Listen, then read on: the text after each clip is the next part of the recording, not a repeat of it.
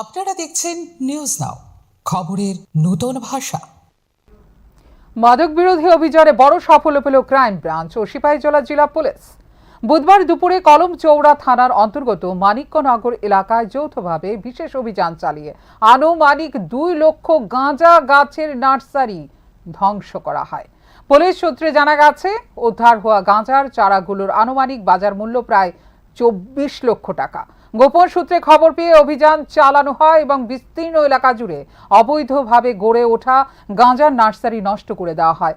এই অভিযানের মাধ্যমে অবৈধ মাদক চাষের বিরুদ্ধে প্রশাসনের কঠোর অবস্থানেরই প্রতিফলন ঘটেছে বলে মনে করছেন সংশ্লিষ্টরা। ভবিষ্যতেও মাদক উৎপাদন ও পাচার রুখতে এই ধরনের অভিযান আরও জোরদার করা হবে বলে জানিয়েছে পুলিশ। ঘটনায় এলাকা জুড়ে ব্যাপক চাঞ্চল্যের সৃষ্টি হয়েছে এবং অবৈধ গাঁজা চাষের সঙ্গে জড়িতদের চিহ্নিত করতে তদন্ত শুরু হয়েছে।